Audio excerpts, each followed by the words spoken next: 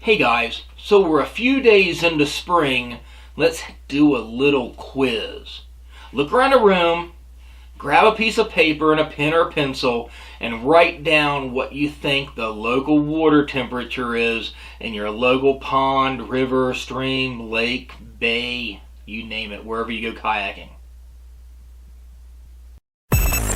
Fishyaker.com, the original kayak rigging video series.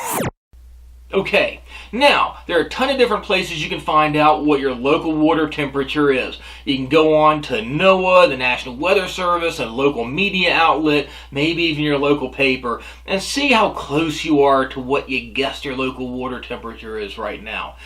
We're looking at mid to late March. We've had a pretty unseasonably warm winter, especially on the East Coast, right? But the water temperatures are still down for the most part in the 40s and 50s. What's your core body temperature? Yeah, you're looking at the upper 90s, right?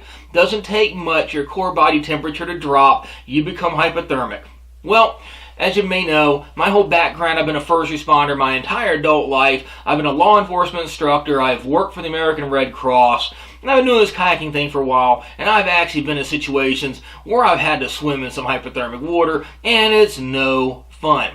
The thing that gets me, and probably gets you too, is when you go for a nice ride down to your local launch, you might have a really unseasonably warm bluebird sky out. It may be in the 60s or 70s, beautiful, beautiful weather, but you don't think the water temperature is probably still, say, 45 or 50 degrees, right? Well, here's the thing, and I know some of you guys are probably thinking, well, it's my choice if I decide to go out there and put my life on the line. Well, the problem with that is, as a first responder, something happens to you and somebody's walking down the shoreline and they look out a couple hundred yards out and they see you out there swimming going into shock. What are they going to do? They're going to pick up their cell phone, they're going to hit 911, and now your local first responders are having to come out there and put their lives on the line to rescue you. So, if you want to go out there and do that type of stunt on your own, without dry gear, without a wetsuit, without even waders, or even a life jacket. I saw a guy out a couple weeks ago here in Pennsylvania.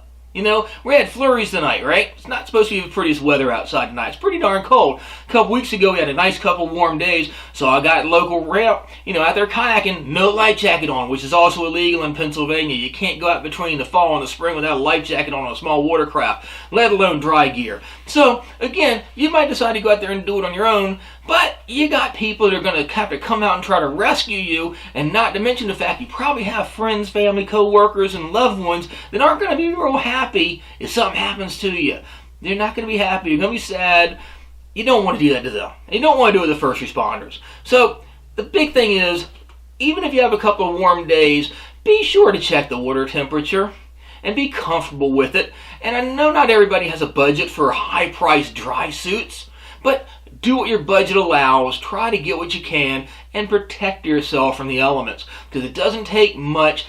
I've gone swimming. Most everybody here, if you've been kayak fishing for very long, it's happened to you too. So this is just my every spring kind of video about looking at the weather. Check out the water temperature. There's a ton of places to go online and find them. You may want to do it just to get a good idea, but remember what's going to happen if you're out and the water temperature is any more than 5 or 10 degrees cooler than your body temperature. What's going to happen if you fall out? You're going to start going into shock. Then you're going to start gulping for air. You're going to swallow water. You're going to go unconscious. And if you don't have a life jacket on, you're initially possibly going to sink.